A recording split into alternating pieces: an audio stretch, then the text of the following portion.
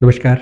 मुझे उम्मीद है आप सब लोग अपने-अपने एग्ज़ाम्स की तैयारियाँ अच्छे से कर रहे हैं और देखिए नवंबर का महीना है और जो भी टेक्निकल एग्ज़ामिनेशंस हैं, whether it is ISRO, BARC, GATE exam, engineering services exam, इन एग्ज़ाम की प्रिपरेशन का टेल एंड है ये, पीछे का जो हिस्सा।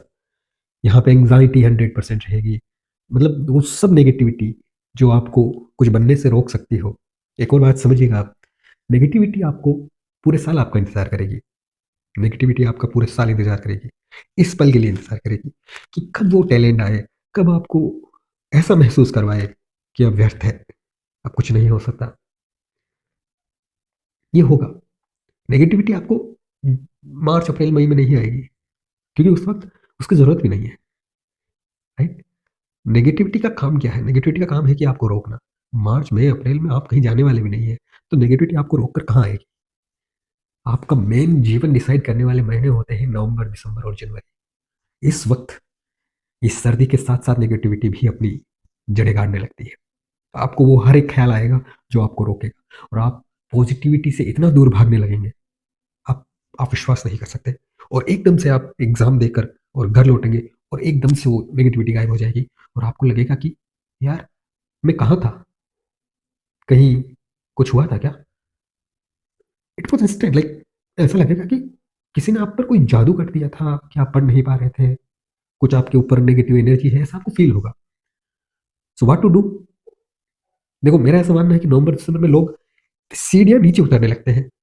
ये वह टाइम है जब आपको ऊपर चढ़ना होता है, आप नीचे उतरने लगते हैं। इंजीनियरिंग सर्विसेज़ की जो तैयारी कर रहा था वो अब सोचता है कि यार इंजीनियरिंग सर्विसेज़ नहीं होने वाला, गेट कर लेते हैं। गेट की तैयारी करने वाला सोचता है कि यार गेट 40 मार्क्स भी नहीं आएँगे। ठीक है गेट का एग्ज़ाम तो देंगे लेकिन बार्क और आईएसआरओ का एग्ज़ाम हाथों-हाथ होता है उस पे ध्यान देते हैं। बार्क का एग्ज़ाम की तैयारी करने वाला सोचता है यार बहुत टफ है। जूनियर इंजीनियर ठीक है अपने स्टेट का वेट करते हैं वैकेंसी का और उसमें देंगे और वो स्टेट वाले फिर एसएससी, सीएचएसएल जैसी जॉब्स की तैयारी करने लगते हैं। आप अपनी फील्ड को, आप अपनी कोर फील्ड को छोड़कर, आप अपने इंटरेस्ट को छोड़कर, आप अपने ड्रीम को छोड़कर और भागने लगते हैं। उसका एक ही रीज़न है, एक ही रीज़न है नेगेटिविटी, गलत सोच, गलत गलत ख़्याल कि अब कुछ नहीं हो सकता। मेरी बात मानिए, यही 3 महीने हैं और अब तो मैं कहूँ 2 महीने हैं, दिसंबर और जनवरी।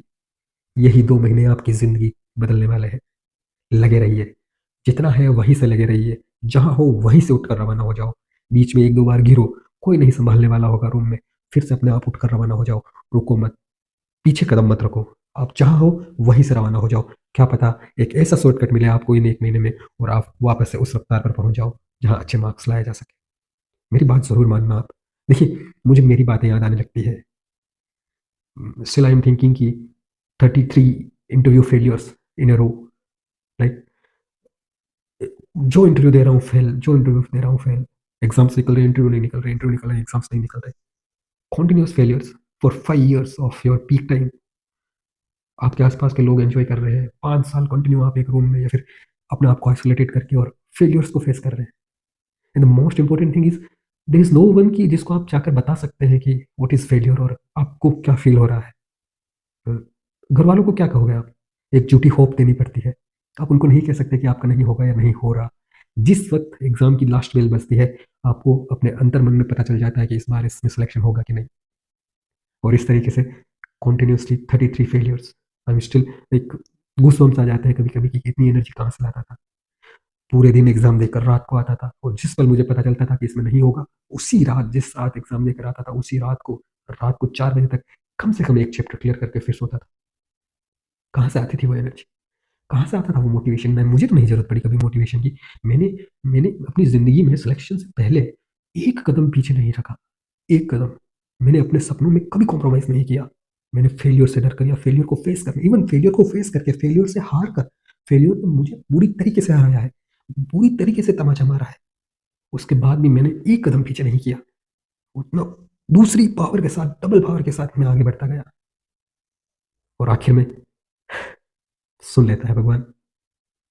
अनवर साहब कहते हैं कि इत्तेफाक अपनी जगह है, खुशनसीबी अपनी जगह है, खुद आदमी बनाता है इस जहां में अपनी जगह।